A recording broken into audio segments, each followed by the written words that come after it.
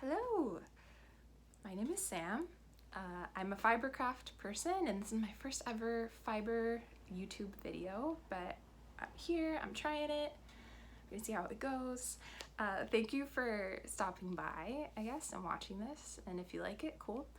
Like I said, I've never made a video before, but I really enjoy watching knitting podcasts, especially sort of like lo-fi ones that are clearly very homemade and don't involve a lot of additional technology. I enjoy those because it feels like really a genuine like experience of hearing from that person. So what you're getting is all in one cut, hopefully, unless there's something that I have to learn how to edit videos to cut out. And it's just kind of my opportunity to share what's going on in my fiber crafting world. So like I said, my name's Sam. I'm based in the Southern California area of the United States, known as Southern California, right? Like unceded indigenous lands. But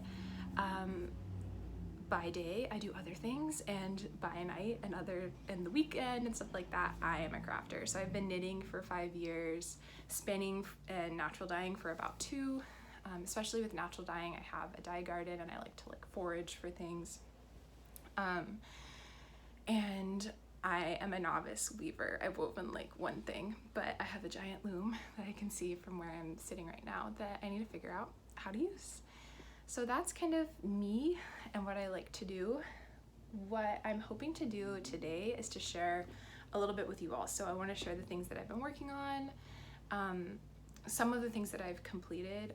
Honestly, not that much. I haven't been crafting as much as I have in the past, which is good because I've given myself cubital tunnel syndrome before, so like it's fine that we're not crafting as much. If you don't know what cubital tunnel syndrome is, it's when like basically I think your ulnar nerve gets kind of pinched because there's so much inflammation from repetitive movement in your arm, and so like my whole arm just went numb for a long time. So yeah, I'm sure there are many folks either who watch this or also who don't watch this who have experienced similar things, but yeah. So things that I'm working on, things that I've finished, and some things that I already finished that I kind of fucked up. Sorry, I said the F word. Things that I fucked up that I have to fix so I can actually wear them, and just some stuff I'm excited to work with. So if you like it, stick around. If not, I don't know, like keep browsing the internet, I guess. So yeah, so I'll go ahead and get started with things that I am working on. So what do we have? I have a brother and like 2 living parents, so 3 folks there, and then my aunt, my uncle, and my cousins are like the family that I usually celebrate holidays with. My family observes Christmas, and that's a time when we exchange gifts. So I usually plan ahead what I'm going to knit for folks, so that way like that can be their gift. I just rather do that than like give them random money, I guess, except for my cousins who, when they're young and don't work, like cool, give them a special present, but like, you know, like my brother has a job, so I'd rather give him something that he can't really get himself. So I usually knit for folks, and for a couple years that's been a lot of hats. I'm not gonna do that to them again. So I decided to make socks for everybody in my family. So that's 7 pairs of socks. So far I have knit, how many? 1, 2, I've knit 2 and I'm halfway through the 3rd pair. Unfortunately, my mom already just like took her pair of socks and started wearing them, which is frustrating because I feel like I'm gonna have to make her something else, but that's what it is. And then my dad also found his and tried them on, and his feedback is they're too small, so they have to go to somebody else. But I'm working on the 3rd pair. The pattern is, let's see, I have notes here. Wise Hilda's Basic Ribbed Socks, or Basic Ribbed Socks by Kate Atherley. So I'll put that, I guess, like in the comment section, the names of things. This is what I have so far. So this is just the cuff. It's super long because I don't know if you can tell, maybe just by my Gumby arms, but I'm like a gigantically tall person, and many folks in my family are too. So like, you know, we need longer cuffs on our socks for them to proportionally, I guess, keep that part of our calves warm. So this is what I have. I'm just kind of like free balling it a little bit. I am using leftover, let me back up. I made this pattern, I think 3 times already. One for my partner, and then the 2 like reserve socks that were supposed to be for gifts, but one of them is already in use, whatever. I'm using Paton's Kroy socks, which in the States I can get at Joann's stores, is where I usually get it. I save up my coupons and I swoop in, or a lot of times it's on clearance. So this is a colorway that was on clearance. The Paton's Kroy socks, I don't know if you can see this, can you? Yeah. The Paton's Kroy socks is, let's see, 75% wool, 25% nylon. I think it's a really affordable like sock yarn, especially for people who don't know how to care for woolen stuff. So that's usually what I use. And this one, like I said, I got it on clearance. I had 2 balls of it, but I already used, I guess, like half of each ball for a pair of socks for my partner, who is not a super tall person. So I'm concerned that I'm gonna need a little bit more than I have. So I'm using it along with this one, which is just another colorway of the Paton's Kroy socks. I think the colorways are, let's see, the colorways are Singin' the Blues Stripes and Blue Striped Rags. I don't know, that's what it said on the bit. But yeah, so these are the 2 colors I'm using. I'm just like sort of alternating skeins, kind of, I don't know, I'm like going back and forth. I like to have one project, as many folks do, that's like kind of mindless. So this is really great. And I actually, when I was like prepping for my podcast, I looked at the pattern, and part of what Kate Atherley, the designer, talks about is like this, the purpose of this pattern was to create a mindless sock knitting pattern that stays up on your leg. Because I'm very skeptical of plain stockinette, like, I don't know, people call them vanilla socks. But I'm very skeptical because I'm a super loose knitter. Like, this is on US 0 needles, which is like pretty annoying because they're super small. But I'm a super loose knitter. Usually I have to go down like multiple needle sizes from what a designer suggests in their pattern. And so because of that, I don't want to knit in stockinette because it doesn't like kind of naturally cinch in a sock form. So this is great because it is ribbed, if you can see that. But it's mindless enough that I can do it like if I'm in a Zoom meeting or on a walk or like riding in the car, whatever. I'm a big fan of knitting while walking. I don't know if you are, but it's really good for you. It's better for you than like sitting, better for you ergonomically than, I guess, if you like have good posture, than if you are sitting and just like knitting for a long period of time. Anyway, so yeah, so this is this one. I have basically removed this to different needles, and I'm not going to show you, but I started casting on the second one, and I'm just going to like pause this one and then use kind of the rest of these 2 yarns. I have another ball too I can use to knit the same length, and then I will knit the heel and then the foot. One tip, if you make these, I mean, it's not really a tip because it says it in the pattern, but if you're like, what stretchy cast on should I use? I use the old Norwegian stretchy cast on, which is similar to a long tail cast on. So if you know how to do like, you know, the thing with your fingers like this, the long tail, it's pretty easy to do this one as well. And it's stretchy, it's good, especially for folks like with maybe bigger legs, that might be better. Or I guess calves, whatever part of your leg is touching the cuff of your sock. You want it to be stretchy so that way it can kind of give. And also, I haven't checked my gauge because it's like a sock, it's fine. But either my gauge is off or I just am like knitting for bigger people, including myself, who have like a wider circumference around the calf. And so that's just something to keep in mind. If you make it, I would try it on as you go so it doesn't feel too tight. I actually added another repeat of the ribbing pattern, so it's like 4 stitches I think, to make it more comfortable for myself and for the other folks in my family. And that just means that I have to adjust a little bit when I split for like the top of the foot and the heel. So yeah, this is just kind of my mindless project, but I will be making 2 of them. And I think it's really cute how these colors come together. It's just like kind of silly and cute. I like it in comparison to if it was just blue. So yeah, we'll see. I think these might go to my dad since he said the other ones don't fit him. And that's that. So that is one whip. Oh, For the heel, I can show you, I'm gonna use this yarn. So it'll have kind of a gray heel and toe. So that'll save me too if I run low on these ones. Okay. Other things I'm working on. This one. Oh no. I wanted to show you something else, but maybe I won't. Maybe I will. Let me think. Okay. Well, I'll start showing this and then I'll decide. But I am making a tank top. So I am a tank top knitting person. That might not be your vibe. For a while it didn't make sense to me. I was like, wool, summer, why would you do that?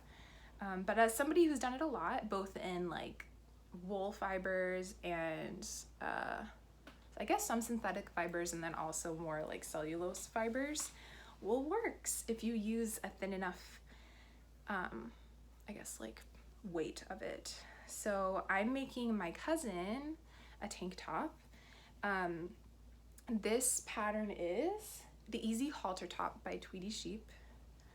I feel guilty making this and saying this because I was a tester for that pattern and I failed. I've only failed like 2 tests and I've done a lot of tests, but I feel bad about it because obviously like if you commit to something you should do it, but also life happens. So I didn't finish this test when I made it for myself, which hopefully in a second I will show you that. But I bought the pattern and stuff anyway and like let the person know. But this pattern is by Svetlana Volkova, also known as Tweedy Sheep on Instagram and on Ravelry or like other places if you don't use Ravelry or Instagram, probably making, I don't know. And it is a tank pattern, so it's like knit kind of in the round for a while, which is nice. It was very mindless, just knitting, ribbing for a long time. And then it's supposed to have kind of a similar front and back that's sort of high-necked. And then it has straps that you kind of bind off and then create straps that connect to make it sort of a halter crop.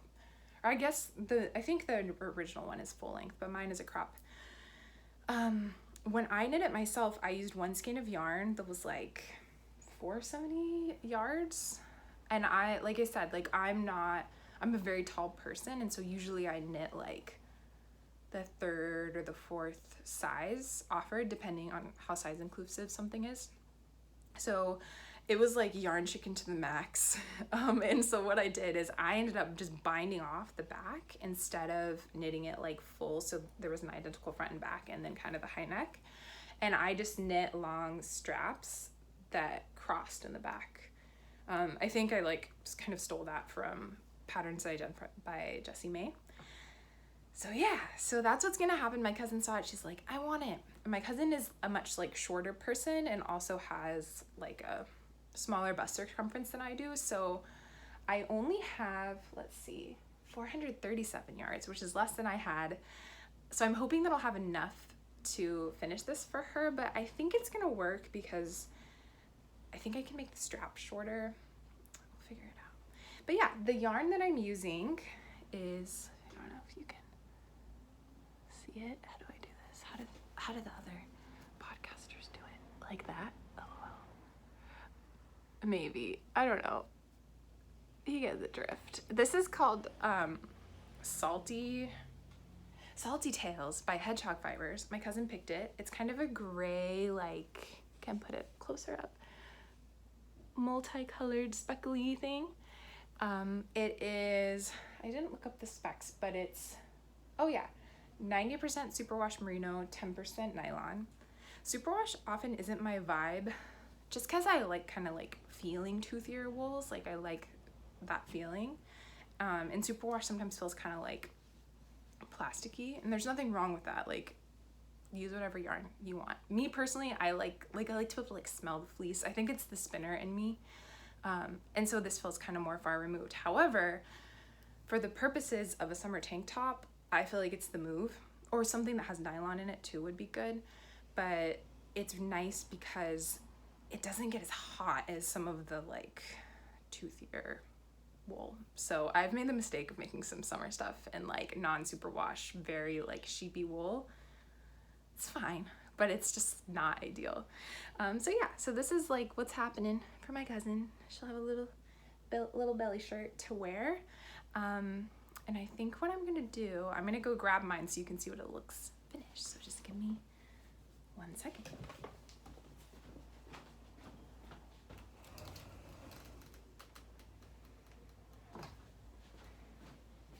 All right. So this is my finished one that I made a while ago. I wear this a lot actually, so I don't know if you want a really wearable tank. This is in MollyGirl yarn. I can't remember the colorway or the base, but I think it's a superwash wool. This is really hard to show you. This is what the back looks like. Can I show you? Maybe. It's kind of like crisscrossed. I don't know. I got pictures on Ravelry if you really want to see it. But I guess I could put like my Ravelry and Instagram in here. I don't know if I'm going to advertise this on my Instagram because I have family members on there. And I just like, the last thing I want is like my aunt or someone to watch these. But yeah, so this is it. I think the color's super pretty. It's kind of a purpley cream blue yarn. And it was just one skein. So if you got one skein and you want to make a high necked thing, I mean, it's very similar to something like the My Little Secret Crop by Jessie May, but it's a little bit different, I think, in the ribbing. So it's a good pattern. Easy to follow, size inclusive, all that jazz. So yeah, that's it. So I'm making one for my cousin. Hopefully I'll have it done soon. Okay, the last thing, I don't even know if I can show you this, we will find out, is, that's the yarn. Okay, I am making a woolen honey sweater by, oh my god, I'm nervous because I couldn't remember if I put it on needles, which I'll explain why in a second, but I was afraid all my stitches were just gonna flop off. But this is the woolen honey sweater. The designer is Lmao I, who has a lot of designs and like a million gajillion people follow her Instagram. So cool, but you know, it's good to support smaller designers too. However, I thought that the honeycomb was very cute. I like honey. I don't know a ton about like honeybees and stuff, but I still thought it was super cute. So this is what I have so far. I have one sleeve done-ish. I still have to knit oh, my arms are so long. I still have to knit the cuff, but I'm waiting because my plan is knit one more skein of the yarn onto the body. I'll talk about the yarn in a second, but knit one more skein to the body, and then I think I have like 2 left. So this whole sleeve took 1. So I'll do one more skein here and then knit the ribbing on the cuffs of both sleeves. And then with whatever I have left, finish the body. So this is probably gonna be cropped. This pattern, oops, I'll talk about what I screwed up there in a second. Well, let me talk about the yarn. So the yarn I'm using is Brooklyn Tweed Loft in the color Hayloft. You can see it here. It's nice, and maybe I have to do this again. Do I have to do it like this? I didn't think my phone was new enough to do the thing that it even focuses, but maybe I just don't know.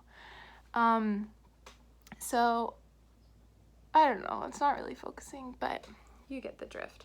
So this is the yarn.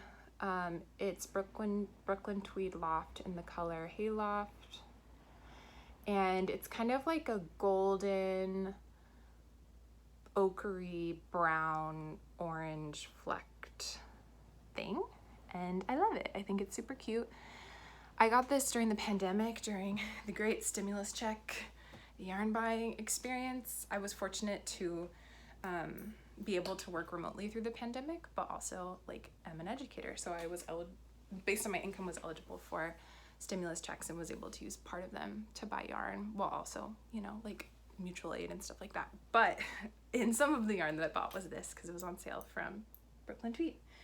This color is Hayloft. It's a fingering weight American Targhee and Columbia blend. So non-superwash. It's nice because you can like splice the ends together instead of weaving them in, but I always forget and then I just weave them in anyway. And it's woolen spun, so it's very light. I don't know if I can kind of show you how it's spun. Maybe if I do it like this, get in a lot of, I don't know. I don't know. I gotta learn how to show you things. But basically, it's woolen spun, so it's really lightweight. If you don't know the difference between woolen and worsted spun and you want me to explain it, I can do it in another episode or video, because as a spinner, like, that's a thing that I think about. But the biggest difference is woolen is typically lighter and airier. It's because of the way that the fiber is prepared and the way it's spun. Worsted, which is different, is more dense and like smoother usually. So if you like are a person who likes a really smooth yarn, it's probably worsted spun, but it's heavier. So like for something with cables, you probably want to do a woolen spun yarn instead of a worsted spun yarn, because it's not as heavy. It doesn't weigh it down as much. I'm laughing at myself because I think I've made that mistake probably a lot. So yeah, so this is what I'm making. Couple of things to note. This, because it's woolen spun, it's kind of easier to break in my experience, and so I broke a couple of parts. So one of my little honeycombs, you have to needle felt that. If you don't needle felt things and you knit with non-superwash yarns, try, like, order a needle felting tool. It will save your life. I've like steeked stuff with it. It's just very easy to secure, to help secure things, but it won't work with a superwash yarn. I guess notes for this, I think like with a lot of yoke sweaters, I have pretty broad shoulders. I don't know if you can tell, but I have pretty broad shoulders, and especially in comparison to my bust, although like unfortunately lately that has been changing, but typically like my bust measurement compared to like the width of my shoulders can kind of be an issue when I knit, because like either something is kind of too tight around my shoulders, especially if it's a yoke sweater where you're kind of like increasing this circle bigger and bigger instead of kind of like knitting up and then like adding sleeves or whatever. But yeah, so that can be a problem for me. I either end up with sort of like a weird little funnel that fits like, I guess like my torso, or it's like really wide in my torso and fits right on my shoulders. So that's kind of like what's happening here. I think when I tried it on, it was just like a lot of fabric in the front and back. And so I think some things I could do to modify in the future would be to cast on fewer stitches for the neck and just like mess with the increases a little bit. So like I'm not doing as many increases, or like kind of moving them to a different part of the yoke, kind of, if that makes sense. So I don't have this like little funnely neck, or even playing with the short rows in the back to try to just like create like maybe wider short rows. I don't know. I'm not doing it right now. I will figure it out eventually, but I need to start doing that because my yoke sweaters kind of are turning out a little funky. So that's one thing. Nothing really else to add about this pattern, except I was really intimidated by these little, that's the color, by these little honeycombs, but they're really not that hard to do. So if you're like, I'm a new knitter, it's fine. Just like watch some YouTube videos. If you know how to knit and purl and increase, and I can't remember if you decrease. I think maybe you decrease. It's been a while since I've done these. You're fine. There's just like some other little things you have to do. So yeah, I think it's super cute. My mom thinks it's very ugly.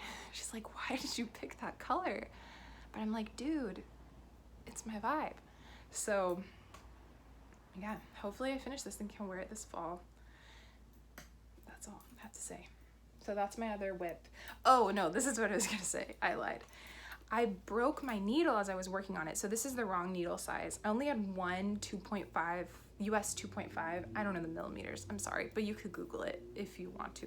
But I only had one 2.5, US 2.5 needle, and it broke, and luckily it was a Chow needle and I was able to get it replaced, but I'm just like waiting patiently for it to get here so I can finish it. So it's kind of on hold until I get my new needle. Also, I don't really want to throw away the other parts of the needle if I don't have to. It broke like right at the join. So if you know how to fix a fixed needle so it doesn't just become trash, let me know. Or if you can think of an alternative use for it, because I feel bad just throwing it away. Okay. Those are all of my official whips. So now I'm going to show you my things that are about to become whips because they just like don't fit right. So the first thing I will show is this sweater. This is the Tecumseh sweater, or Tecumseh, I don't know. You know, I'm not a person to pass judgment because I'm not like an indigenous person, but I know that there's been a lot of controversy about this particular sweater because of the name choice by a designer, what's her name? Caitlin Hunter, who is like a white woman and not indigenous. So I don't know, I'm not trying to like pass judgment either way because I think it's complicated, but I just want to acknowledge that like it's controversial.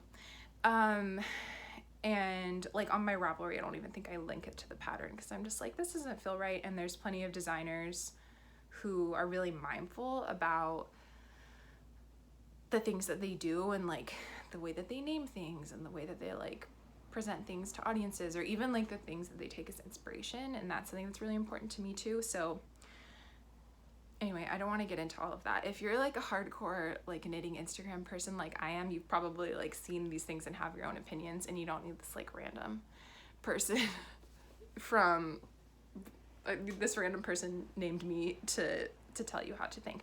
I do think though, if you're like, what are you talking about? I don't think it's wrong for a white person to profit off of something named after like an indigenous person or like a really like important indigenous historical figure.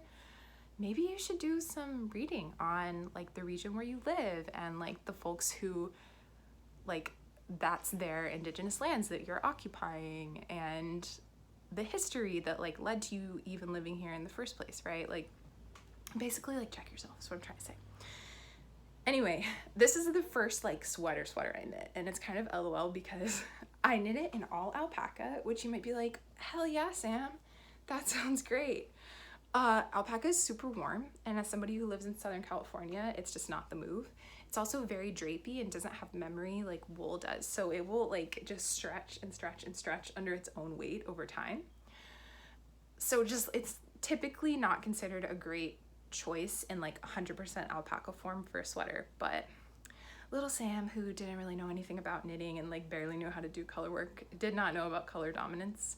If you don't know what that is, I suggest Googling it because it will make your knitting stuff probably look more consistent than what a lot of mine used to look like. But yeah, so this is my first ever sweater I knit. I had like never really, I mean, I learned to knit sort of in a silo, which is part of the reason why I'm making this. Like I don't really have any knitting friends except for like shout out to my friend Shalina who taught me how to knit. Yeah, but I don't really have any other knitting friends, and I mean that would be cool, but I'm like a busy human who does other things too, so like this is fine for now. So I just kind of learned this stuff on my own. That's a lie. My friend Shalina and also my friend Gretchen, but that's it. Nobody else taught me anything. So I didn't know about knitting patterns. I didn't know about like Ravelry. I learned about like Wool and the Gang and Pearl Soho, and I'm like, cool, free patterns on Pearl Soho, but that like I just didn't know all the things. And then I learned about knitting Instagram and Caitlin Hunter, which it makes sense because they have like a huge following on their Instagram, is one of the first books that I saw. And I saw this pattern, I'm like, oh my god. So I saved up and I bought some patterns because at the time I was on like really big budget. I mean, I still am, but like really big at that time. And I knitted it. So the yarn I used is Wool and the Gang Sugar Baby Alpaca, because again, I only knew about like We Are Knitters and Wool and the Gang. Didn't know about different fibers. I used this kind of green color, which is forest green, and this yellow color, which is so yellow. And I'm not trying to shit on Wool and the Gang. I mean, I know that like We Are Knitters has done some fucked up shit. I don't know about Wool and the Gang, but they both do feel kind of like fast fashion-y to me a little bit, and as far as how big they are, but whatever. I'm not talking about those brands right now. I'm just trying to show you this screwed up sweater that I made. So I had these two colors, and then I had this gray color, and I was like, nah, it was not it. It was very ugly in my opinion. And so I went to my first local yarn store to purchase another yarn to use, and I splurged because this is the only one that I could find that was like the right color I wanted, and got this kind of orangey color, which is maybe that works. It's Rowan felted tweed and DK, 50% wool, 50% alpaca, 25% manufactured fibers. I like it. The internet says that it's superwash, but like I don't think it's superwash. I don't think so. I think this is non-superwash. But so I knit with a bunch of alpaca, and then also I knit with some wool. So like, you know, you do what you do. But the problem is, same thing with what I was talking about with my wool and honey sweater. It has this like weird funnel neck effect. And I've tried stretching it because alpaca is naturally stretchy. I kind of think this like line of wool that I have is working against me, but I tried stretching it out to like fit better over my shoulders, but it just wasn't working. And I've decided that I'm gonna perform sweater surgery and basically cut like maybe like the entire, like from like here up, like make an incision. And I've done sweater surgery before, so don't worry, but make an incision and like rip back all of this and then knit the yoke upwards like it was a bottom up sweater and get rid of some of the decreases. I don't know, I gotta figure it out, but that's the plan because I want to wear this. I love how it turned out. I think color wise, I think it's so cute and kind of fall-y. It's very hot, so I often gets worn more in the winter, but I just think it's very cute and I want to wear it, but I don't because the funnel neck is weird. So yeah, that's sweater surgery project 1. My first, fun fact, my first sweater surgery project, maybe I'll show that if I make another episode, was a sweater also by Caitlin Hunter. I think my second sweater that I ever knitted. And I just like, at the sleeve separation, I don't know, I think I put the sleeves like kind of in the back of the sweater, like almost like where my shoulder blades are, and then had a ton of room, or like where my boobs are and like a ton of room otherwise. I just didn't count right and did not position the sleeves like equidistant from each other. So I had to like use Kitchener stitch to seam up one of my sleeve holes and kind of like fix it. And then I had to, did I steek it? I don't know what I did, but somehow I created another sleeve hole. I don't know. I'll show it at some point, but yeah, I don't know what I did. And I was like a real pretty new knitter at that point, so that was a lot. Like it took multiple days, but it was just very silly. So now lesson is always count your stitches, even if you don't want to, because you might put your sleeves in the wrong spot. Okay, so that's one that I'm gonna fix. That's on my like mending list. The second one is this one. I love this sweater. This one I'm still wearing even though I need to mend it / just care for it. Which side's the front? This is the front. This is, not that one. This is, hold on, the Scotch Mist by Thea Coleman. It's so cute. It's a little cropped guy and has these cute little sleeves that have, do they have the cabled pattern? What is it? I'll show it like this. This is the pattern on the sleeves, and then they have kind of like a reverse stockinette on this side. But it's super cute. It's a little cropped thing. There are options in the pattern to knit it longer if you want. I mean, you just knit it longer. Like it's not, you don't really need another pattern. It has a split hem, which is fun. And I love it. I think it's so cute. I knit this as a test knit last fall, I think almost exactly a year ago, and maybe longer, almost exactly. And I used Brown Sheep Co. mill ends. So this is what they look like in ball form. I get these from a local yarn store from my mom's hometown. They're super cheap. It's like $3 for a skein, but they are single ply. So, you know, they're not the most durable yarn. You can't really see it, but it's okay. And they're woolen spun, so lightweight. They are 85% wool, 15% mohair, which is nice because they kind of have a fluffy halo / are more sturdy, because mohair is typically a more sturdy fiber, because it's like a longer staple and whatever. Anyway, so yeah, so I made this. This was a test knit, like I said, and has lots of squishy cables on it. I don't know if I have anything else to say about it. other than what I screwed up. So what I screwed up is I made this neck too freaking wide. Like, look at it, it's floppy and weird. It's fine when I wear it, sort of, especially if my hair is down, because, you know, YOLO. But, and also I've done it like 4 times.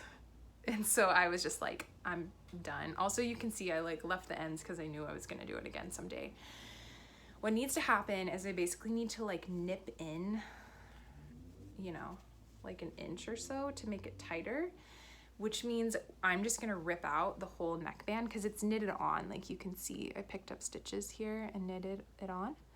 I'm just gonna rip it and do it again, but do my least favorite thing, which is calculate based on my gauge how many stitches I need, and then like divide up the whole neck area, like divide it in half with stitch markers, and then into quarters, and then into eighths, and then like pick up exactly how many stitches I need. Like if I do eighths, like if I need 80 stitches, I do 10 stitches in each section. Just kind of tedious, so I've been putting it off, but this is going to happen, and then we'll be done. It's also super pilled because I was silly and I used a single ply yarn, but it's just so cozy, you know, and cute and affordable. But I'm gonna have to take a gleaner to it eventually. We'll see. So this is the other one, and then there's one more thing that needs to be fixed. That is this. This is my first color work project ever. So I think you can see a theme here. I'm like fixing the things I did when I was a new knitter and I didn't know what the heck I was doing. And I just like sometimes I'm kind of lazy and I should Google things and I don't, and I just do it. This is very tangled too. But all you can see right now is a sort of ribbed section. So this is the ribbed section of the original hat. Can I show it to you? It's kind of like a blue black, like almost, it's called like midnight blue. It's a Knit Picks yarn. It is Knit Picks, I think it's Swish Fingering. Is it single ply? No, it's not, but it's like, I feel like it's a, what is it, constructed? Chroma twist. I don't think I wrote down what it's actually made of, but it's superwash, I'm pretty sure. Yeah, it's superwash, and it just gets kind of like fuzzy when you rip it out and work with it a lot, which I did a lot. So I made this into the Alaska hat by Camille probably, in French is how you say it, Descoteau, who is, I believe, a French-Canadian designer. Actually, I did my second test, or maybe my first test knit ever for her. And this was like the first pattern that made me want to do color work. You can't see it because I ripped it out. But basically it's kind of trees with the northern lights-ish in the background. So ideally you would use a marled yarn or like a variegated yarn. So I use this one, which is Surf's Up in Swish Fingering, Chroma Twist, I think is what it is. Is this what I used? Yeah, I think this is marled. It doesn't look like it is. Maybe because it's been ripped out and it's so fuzzy. But at the time when I bought the yarn, Knit Picks used to have a fingering weight marled yarn, sort of like a la like Spin Cycle or whatever. But you know, marling is when you knit or you spin multiple plies of something in different colors and then you spin them together and it makes like, you know, 2 colors plied together. Also, don't mind my hot Cheeto fingers. They're not that bad, but I had a lot of hot Cheetos before I did this. So yeah, so what I have to do though is this is like really wide, because what happened was I didn't know how to knit color work and I knit it super tight. So then to try to fix it, I tried to block like the hell out of this thing, and I think I just stretched out the superwash yarn. So I think what I have to do is maybe even rip all of this out, because it might even be kind of, yeah, it's kind of floppy on my head. But that's like the gist. And then it will be a fold over, and then you have like the trees in the front and then the contrast colors to use to do the background. I think I'm gonna have to rip this back and either do a smaller needle or fewer stitches and then reknit the whole hat. So I'm kind of lazy to do it, but I need to do it so it gets used. It was my dad's, but it just looked really funny on him because it was so loose, and then the color work was so tight that it was kind of like a weird little like bonnet, or not bonnet, almost like a brimmed hat. So yeah, this is another one. So hopefully this will hold me accountable to do this, and then you'll be able to see it when I'm done. All right, I think those are all of the things that need fixing. Other stuff I wanted to show you is stuff I finished. So I think I only have one like recent. Do I have any other? Nope, I have one recently finished thing. This is a thing I designed myself. Woo.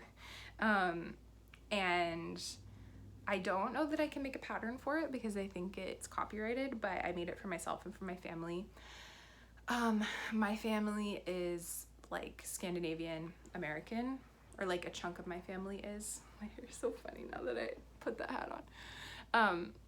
And I grew up with like the hearts and pines motif, which is something that was originally popularized in, I think, Norway by the Porsgrund porcelain company. But that's something that I grew up with. It's like it reminds me of being with my family in the holidays. But it was really popular like in the 80s in the United States among like Scandinavian American people. So that was like my mom's vibe. And this is what the pattern looks like. These, it's hearts and pines. It exactly looks like it. So it's not perfect, but basically, I don't know how the best way to show this to you. Okay, so what it is, and I'll put it on in a second so you can see it better, but it's a little headband, and it's a colorwork motif where you knit the heart, and then you can, and this is knit stranded, I'll show the floats in a second, and then you can knit these little like berries or whatever stranded, or you could come back and do duplicate stitches, which is what I did because I was like not trying to have really long floats. And then you embroider on the little like garland fronds on it, so you have that. And I made this using yarn that I hand spun, so I guess there's actually two finished objects. So this is just some hand spun that I made.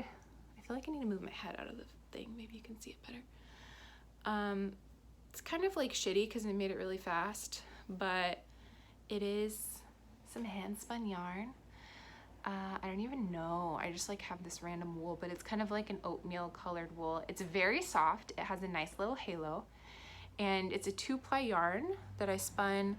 It was a more like, did I card it into bats? Actually, I can see right here. I can show you what the fiber looks like. This is what the fiber looks like unspun. So it's called like a sliver, kind of like a roving. So it's carded, like it's not like combed top. So it's more, this is a woolen preparation. And then I spun it more worsted. So it's still light and fluffy and really warm, but it's spun more worsted. You can't really see it. I don't know how to show you like that, maybe. We'll see. Does it work? Will it work? I don't know, I kind of give up, but you can see it like this. So yeah, so that's the yarn that I made, and then I made it into this headband. So I'll show it to you. I used a cable motif. Oh, it's so cute. I used a cable motif from, I think, the Japanese Knitting Stitch Bible, which I would show it to you right now, but it is in a stack of books under my phone, so I can't, but you can Google it. So this is just a cable motif that I used, and then I put a little bit of red at the top, and then the other colors I used are, did I bring them over here is the question. Maybe not. I don't know if I brought them over here, but I used just a green weaving yarn that I had, and then just a red random yarn. I thrift a lot of my yarn. I'll just like go to thrift stores and see if they have any and get a lot of my stuff secondhand. Just seeing if I can find it anywhere else. Oh yeah, here's the yarns. So it's these two. The green's nice because it has kind of flecks of yellow in it, and then this red yarn. So I made some yarn and then I just used some that I have. But yeah, that's the pattern. It's super cute. Maybe I'll decide to publish it, or maybe I'll do it for free.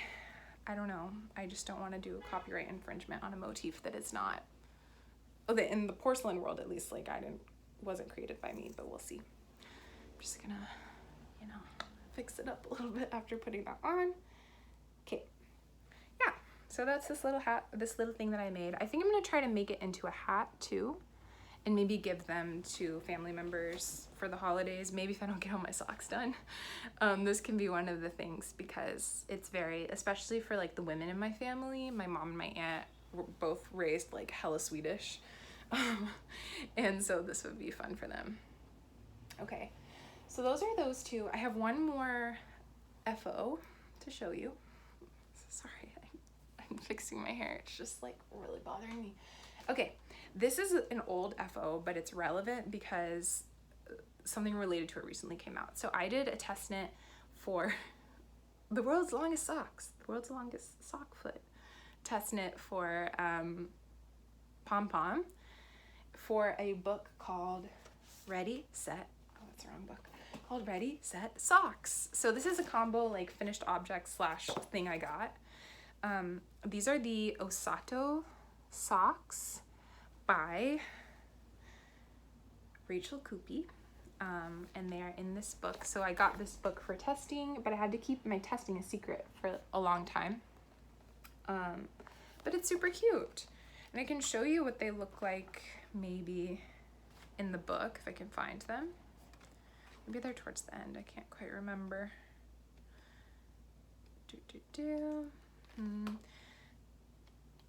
So are they in? Should have marked this before I decided to make a silly knitting video. Okay, this is what they look like. How can I not show you the pattern and just show you the socks? Because I can show you this side. So here's like the schematic. They're cute little socks. And then I can't show you this page. I don't want to give away any of the secrets. And then this is them knit stripey. So when I did mine, I thought I was being really adventurous in doing contrast heels and toes, because the sample I think just was in one color. I just used some random DK weight yarn that I had. So these are DK weight socks. You can go on my Ravelry, I guess, if you want to see, but it's like random vintage yarn I got. Sometimes I feel controversial about doing that for test knits, because I'm like, oh, I'm not trying to screw the designer over so they don't have something that they like could be replicable by a knitter, but it's also like, this is more sustainable than buying something brand new. So that's what I did. The pink is like slightly variegated a little bit, if you could see that. And then this like teal green, just like, I don't know why, but it makes me think of my childhood. Maybe it's like a 90s vibe. So yeah, they look really funny and kind of long because I don't own sock blockers. My feet are my sock blockers. What am I talking about? I do own feet sock blockers. And yeah, they're fun. They're pretty tight on me because this kind of heel I just don't think is the best for my big feet. So I don't know, like maybe just be mindful when you choose a size, especially if you've knit other socks before that have like a deeper heel. This type of heel, I don't know, it's like maybe a short row heel, I don't know. This type of heel just like doesn't have as much room for your foot. Like what I've noticed is kind of like the distance between the heel and like the top of my foot, like this circumference is just not, it's really tight. So something to think about, but I think they're so cute. So these are my little Ready Set socks. Okay, the other, I'll show you like the things that I've obtained slash yarn that I want to use, and then I'll be done because this is long, sorry. But if you like knitting podcasts and I'm not too obnoxious, you probably like it. So the other thing I got is I want to give away, oh my God. This was from Kiyomi and Sachiko Bergen, their book Moon and Turtle. I've tested for Kiyomi before, and I mean I love both of their like design styles and also how they kind of come together to do them, but I tested for Kiyomi in particular, and that was like a really lovely experience. I think the way that she runs tests, like I can't speak for Sachiko, but I can speak from my experience with Kiyomi, I think was like very mindful of the tester's time and their commitment. So yeah, I just found it to be a really positive experience, which has not always been the case when I've tested for folks. Actually, I don't know if that's true. I think I've pretty much always had a positive experience, but there have been like testing applications that I've gotten halfway through and then I'm like, I'm not gonna do this. I don't think that this is the right fit for me, more just based on like the attitude of the designer, and sometimes kind of unrealistic expectations for volunteer labor. But anyway, it's so cute. If you haven't seen Moon and Turtle, it's another pom-pom publication. It's a collaboration between Kiyomi and Sachiko. I will show you what I mean, there's a couple things that I'm excited about, but the thing I think I might knit is I got my mom picked out some yarn, some Surrey alpaca yarn, and this pattern is called Trionyx, I think, or Trionyx, but it can be knit in mohair or like alpaca, like kind of a fuzzier, lightweight yarn, or you could knit it in not yarn like that. But I think that would be pretty to use the yarn that I got for her. So this is an acquisition, a thing that I got. So thank you, Sachiko and Kiyomi. I'm very excited.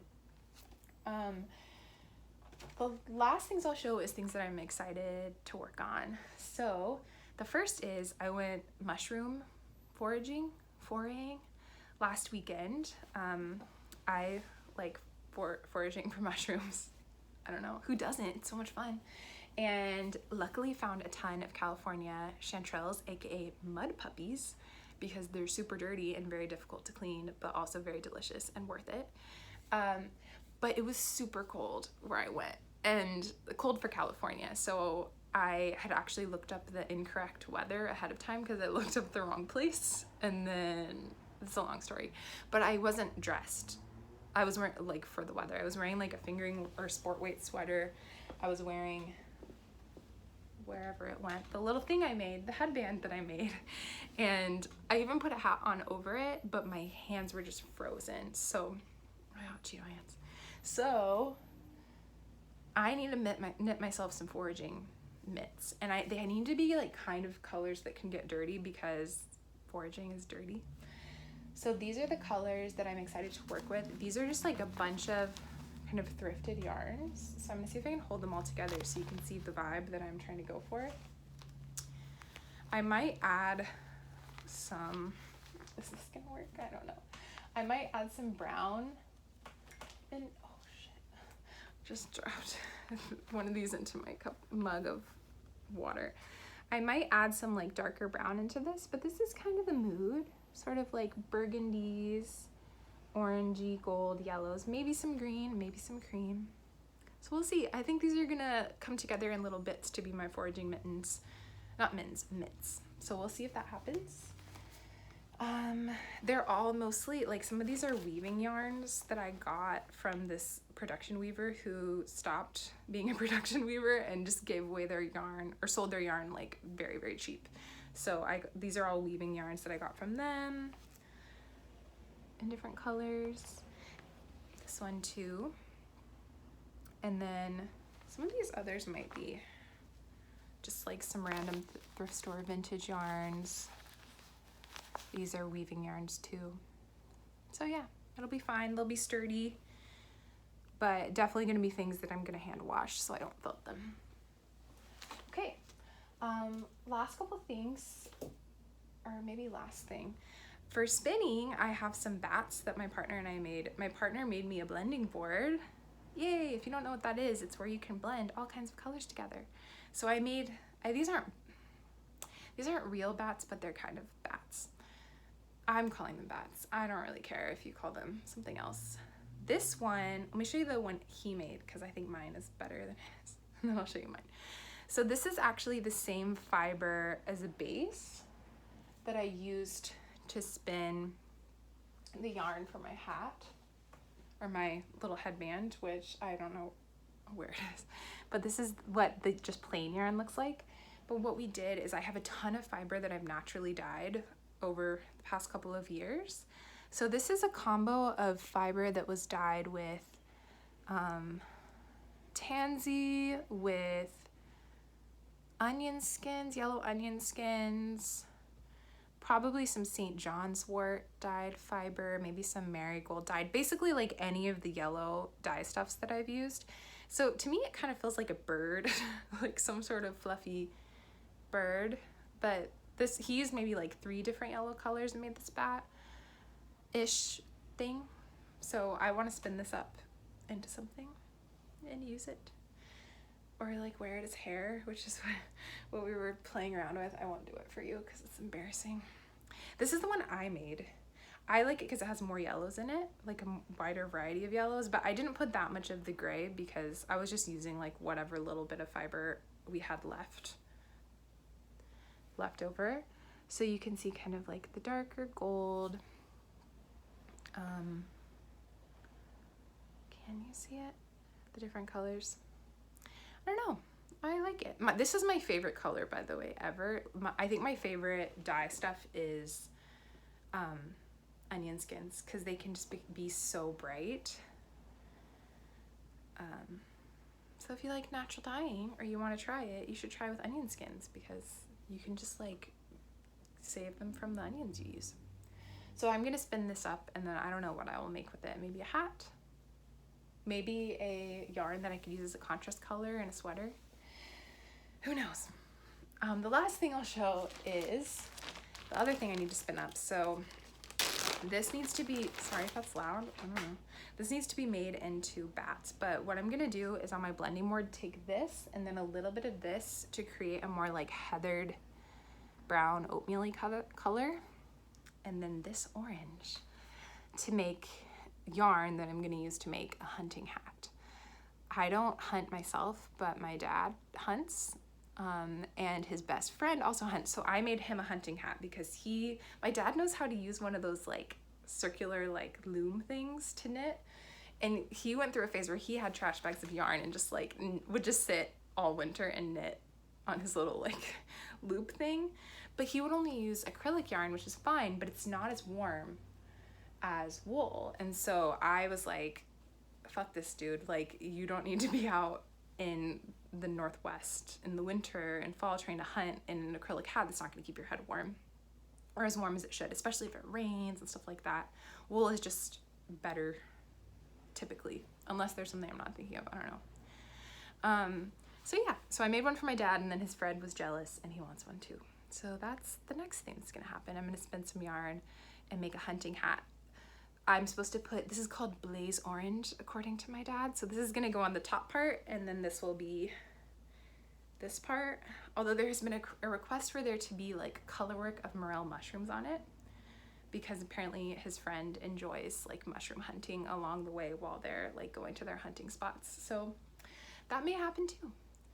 But yeah, I think those were all of the things. I literally just recorded a 57-minute video on my phone.